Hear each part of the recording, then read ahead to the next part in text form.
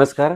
आपलं स्वागत आहे आयकॉन स्टील प्रस्तुत बिल्ड आयकॉन या उपक्रमामध्ये. आज आम्ही आलोत विट्यामध्ये आणि माझ्यासोबत आहेत young engineer Manoj Kirdat sir, जे मागच्या काही वर्षांपासून या फील्डमध्ये अतिशय उत्तमरित्या काम करत आहेत.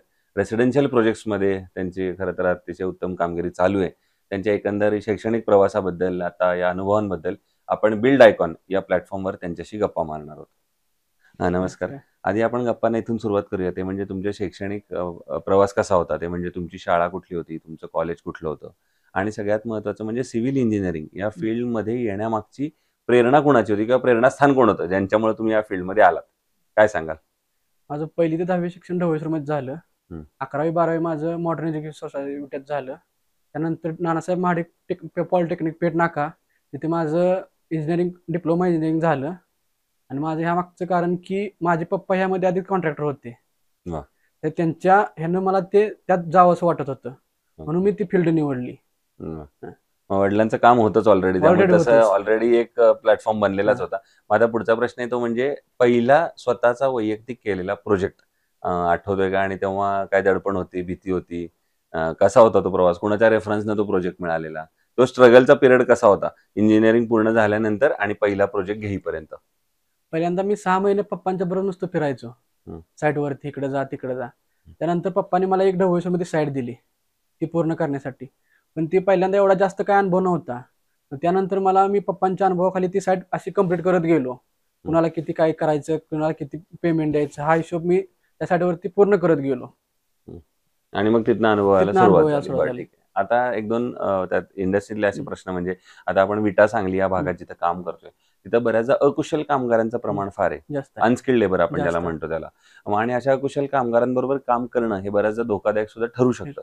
तर तुम्ही कशी ती साईटवर परिस्थिती हाताळता? मी सगळं चेक करूनच ते संपूर्ण कॉन्क्रीट ओतायला होतो. कारण ओके. काय काय मिस्त्री असे असतात की त्याला काय होतंय, हं, हं.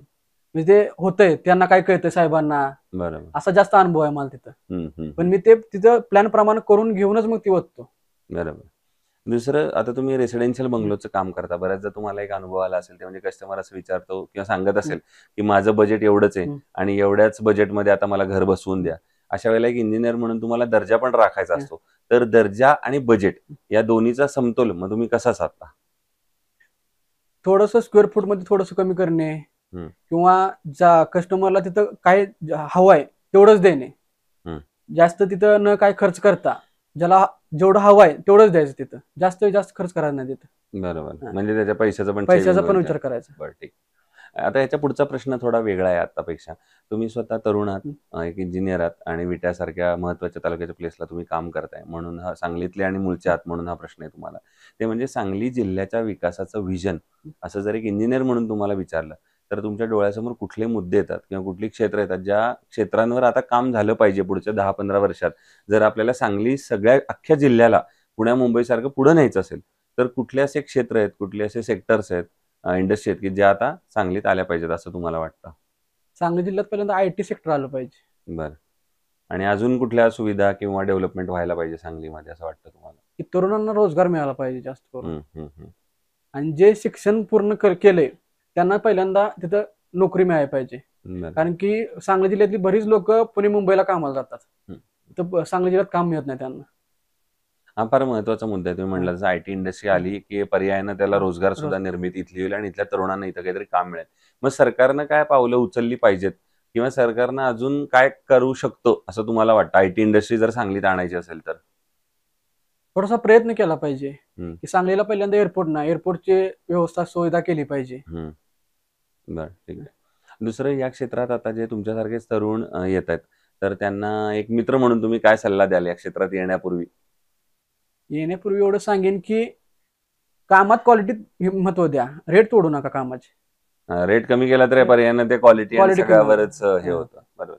दुसरं, कन्स्ट्रक्शनमध्ये स्टील निवडताना तुम्ही काय गुणवैशिष्ट्य त्याची बघता आणि मग ठरवता की एखादं स्टील वापरलं पाहिजे आपण? त्याची टीएमटी, बरं. त्याची स्ट्रेंथ हं. आणि त्याचा रेट, ह्याच्यावरती 3 गोष्टी बघता. 3 बरं. गोष्टी. आणि आयकॉन स्टील तुम्ही वापरले का कधी आजपर्यंत? होय, आता भरपूर वापरलंय. बरं. मग कसा आहे तुमचा आयकॉनचा अनुभव आणि त्यांची सर्व्हिसबद्दल काय सांगू शकाल का? सर्व्हिस खूप चांगली आहे. बरं. सर्व्हिस खूप चांगली आहे. आणि प्रॉडक्ट बद्दल प्रोडक्ट पण खूप छान चांगलं आहे. आहे. बरं ठीक आहे. आणि आतापर्यंत काम केल्यापैकी हं. एखादी अशी साईट की जिथं कधीतरी काहीतरी अडचण आली, आव्हान आली किंवा अशी फार काहीतरी मनासारखी असं साईट झाली आणि चांगला आनंद, समाधान वाटलं त्या साईटवर काम करताना, असा एखादा अनुभव? आता माझी हिंगणघाटमध्ये एक साईट होती. मी हं. ती 5 डिसेंबरला चालू केली होती. पण मी ह्या 5 मार्चला ती साईट पूर्ण करून दिली. हं. ऑलमोस्ट एका हां, वर्षात. हां. हं, हं, हं. आणि तिथं स्टील कटिंग करताना मिस्त्रीनं अनुभवला की बाकीच्या स्टीलपेक्षा ह्यात हं. स्ट्रेंथ चांगली आहे. हो. अशी 8 ची रिंग मारताना सुद्धा ती सहज मारता येते. आणि त्या प्रोजेक्टवर अजून काय वैशिष्ट्य होतं का? काय मोठा होता, लहान होता, काहीतरी त्याच्यात वेगळं? प्रोजेक्ट छोटाच होता, छोटा होता. पण तो एका गरीबाचा होता. हां. बरं, बरं. क्या बात है! हां. सो हे होते इंजिनियर मनोज किर्दत सर आणि त्यांनी सांगितलं तसं आपण कायम असं म्हणतो की देश उभारणीमध्ये इंजिनिअरचा खूप मोठा वाटा आहे. पण मला असं वाटतं की एका तालुका पातळीपासून, जिल्हा पातळीपासून जेव्हा असे तरुण इंजिनिअर एखाद्या व्यक्तीचं घर साकारत असतात, घराचं स्वप्न पूर्ण करत असतात, त्यामुळे ते सुद्धा पर्यायानं देश उभारणीमध्ये आपला हातभार लावत असतात. पुन्हा एकदा मनापासून आभार आणि भविष्यात सुद्धा असेच आयकॉनिक प्रोजेक्ट तुमच्या हातून घडावेत, याच आयकॉन स्टीलतर्फे मनःपूर्वक शुभेच्छा.